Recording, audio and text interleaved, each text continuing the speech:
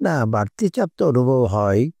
তবে যেহেতু দায়িত্বের সাথে কিছুটা স্যাটিসফ্যাকশনও থাকে, কিছুটা ভুল ত্রুটি থাকে, কিছুটা ব্যর্থতা থাকে, তার মধ্যে কাজ করে যাওয়া এটা আলাদা একটা আনন্দ। আর বিশেষ করে দেশের এই ক্রান্তি লগ্নে চেষ্টা করছি দেশটা যে সমস্ত আপনার দেশের আর্থিক ইস্যুতে যেসব ক্ষতি হয়েছে সেগুলো পুষিয়ে নিয়ে দেশটাকে মোটামুটি একটা স্টেবল এবং একটা আহ, একটা স্বাভাবিক দেশে অর্থনীতি ফিরিয়ে আনা। ওটা রাজনৈতিক ব্যাপারগুলো আছে দেশে, ইলেকশন সেটা সেটা আরো ব্যাপক আর বড় জিনিস।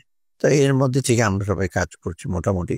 চাপ আছে এবং এই যে কিছু কিছু করতে গেলে বাইরের থেকে বলা যত সহজ, এই করে ফেলেন, এই করা যাবে, কিন্তু ভেতর থেকে বোঝা যায় যে একটা সমস্যার সাথে সমস্যার সমাধান করতে গেলে আরেকটা সমস্যার তা সহজভাবে সরলীকরণ করে কোনো সমস্যার সমাধান করা যায় না। তা নিশ্চয়ই মূল্যস্ফীতি আমাদের জন্য একটা বড় একটা চ্যালেঞ্জ, এটা অস্বীকার করার উপায় নেই।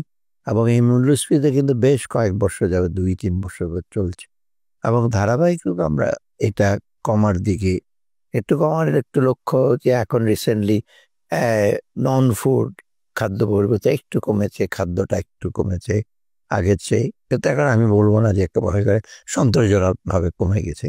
মানুষের আয়ের উপর চাপ পড়েছে, ব্যয় নির্বাহের উপর চাপ পড়েছে। যখন মূল্যস্ফীতি যখন যে কোনো জিনিস একটা ইন্ডেক্স যখন উঠতে থাকে এবং মূল্যস্ফীতি বিভিন্ন কারণে চাহিদা কারণ সরবরাহজনিত কারণে হয় এবং সেই চাহিদা সরবরাহটা আবার শুধু এই দেশীয় ইসের কারণে না, বৈশ্বিক কারণে হয়।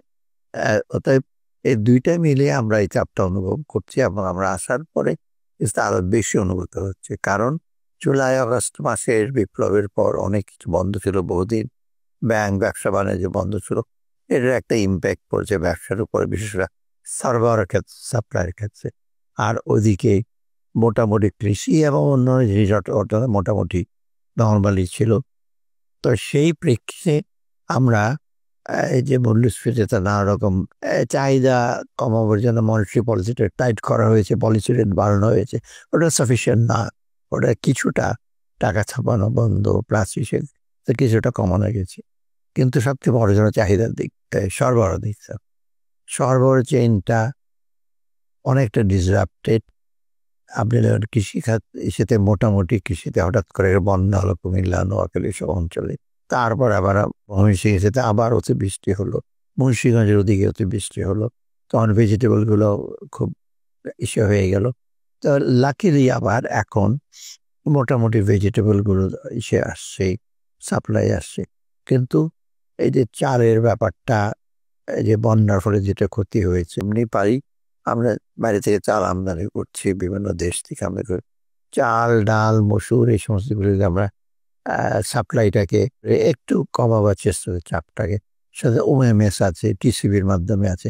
এখন রিসেন্টলি কিছুদিন আগে আমরা ট্রাক সেল করা হলো। ট্রাক সেলে বিশেষ করে ভেজিটেবল এবং প্যারিসেবল জিনিসগুলো আমরা বেশি দিতাম, লাউ, এই শাক সবজি এগুলো, এবং এইগুলো মোটামুটি সাশ্রয় হয়েছে। তা আমরা দেখলাম যে মোটামুটি ওদিকটা স্টেবল আছে।